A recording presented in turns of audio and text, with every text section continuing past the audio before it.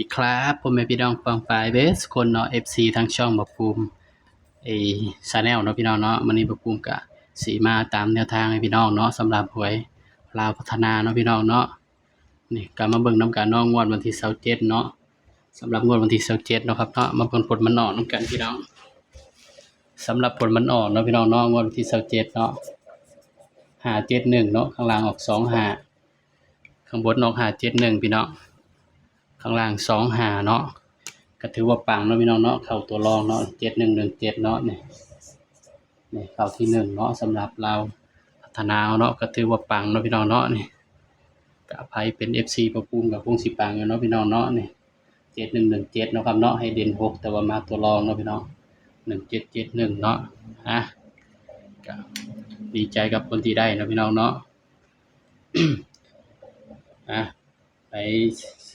ยินดีเลี้ยงกาแฟบ่าวได้เด้อพี่น้องเด้อก็ได้มีกำลังใจลงแนวทางให้พี่น้องเนาะ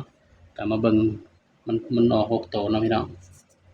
742571เนาะพี่น้องเนาะนี่สำหรับมันออก6ตัวเนาะ742571เนาะออก7117เนาะเข้าที่ตัวกลับพี่น้องเพราะฉะนั้นก็ไปกันต่อเนาะงวดวันที่2มีนาเด้อพี่น้องเด้อบัดนี้สำหรับเราพัฒนาเนาะเนี่ยแต่ว่าภายอยากให้บ่ภูมิลงแนวทางต่อกับมินมาเนาะพี่น้องเนาะ บ่ภูมิเนาะเลี้ยงกาแฟบ่าวได้เด้อพี่น้องหรือว่าช่วยค่ากระดาษปากกาบ่ภูมิเลยเนาะบ่ภูมิจังสิได้มีทุนไปซื้อปากกาแล้วก็กระดาษมาลงแนวทางให้พี่น้องเนาะถ้าว่าสนใจแนวทางเนาะพี่น้องเนาะวันที่2มีนา19เนาะพี่น้องสำหรับเวลาพัฒนาเนาะสำหรับบ้านเขียวบ่ภูมิก็ลงคุมื้อแล้วล่ะพี่น้องอย่างมื้อนี้เนาะอย่างฮานอยมื้อนี้ก็ปังเนาะปัง2รอบเลยได้พี่น้องอย่างรัฐบาลไทยเนาะมื้อนี้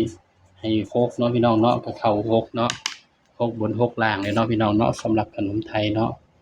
ในบ้านเนาะพี่น้องเนาะก็ถือว่าปังเนาะไผเป็นสายรุ่นเนาะแต่ว่าเจาะบ่เข้าเนาะบ่าวให้6แต่ว่าเจาะบ่เข้าพี่น้องสำหรับงวดวันที่2มีนา69เนาะสำหรับเวลาพัฒนาเฮาสำหรับตัวเด่นเลยครับเด้อนี่มาเบิ่งนำกันเนาะสิได้เด่นตัวใดพี่น้องงวดวันที่2มีนาเนาะงวดแรกของเดือนเนาะพี่น้องเนาะจะปังอยู่บ่เนาะพี่น้องเนาะงวดแรกของเดือนเด้พี่น้อง571เนาะข้างล่าง25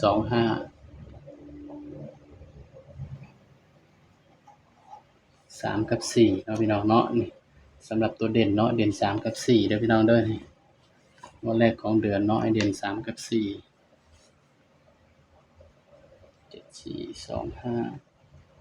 71 11 13 18 25 26 8กับ9งวดแรกของเดือนเนาะพี่น้องเนาะสำหรับเด่น8กับ9เด้อพี่น้องเด้อนี่สำหรับงวดแรกเนาะบ่าวให้เด่น8กับ9เนาะครับเนาะย้ำว่าระหว่างสูตรบ้านเขียวกับในบ้านแดงเนาะคนละสูตรกันนะพี่น้องเด่น8กับ9นะครับเนาะบัดนี้ก็มาจับคู่นำกันเลยพี่น้องจับคู่ก็สิจับใส่กับชุดวินมื้อนี้เนาะที่มันออกเนาะก็สิมีเนาะพี่น้อง81 82 85 87 91 92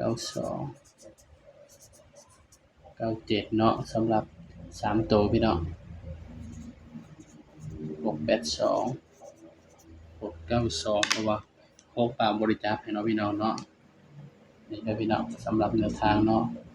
สำหรับเด่นเนาะเด่น8อันนี้คือตัวเบาหมักเนาะพี่น้องเนาะสำหรับแนวทางเนาะเวลาพัฒนาเนาะพี่น้องเนาะงวดวันที่2มกราเนาะ2มีนาเด้อพี่น้องเด้อใครสนใจแนวทางบ่ภูมิก็แอดไลน์มาถามได้เนาะพี่น้องเนาะแต่ว่ามีค่าเข้าบ้านคือกันเด้อพี่น้องเนาะ100ต่อเดือนเนาะถ้าว่าสนใจก็แอดไลน์มาเด้อครับเด้อสำหรับคลิปนี้ก็บ่มีหยังหลายเนาะพี่น้องเนาะก็ขอให้พี่น้องปังๆกันทั้งบนทั้งล่างเนาะพี่น้องเนาะสำหรับคลิปนี้ก็ขอลำลาเนาะพี่น้องเนาะสวัสดีครับ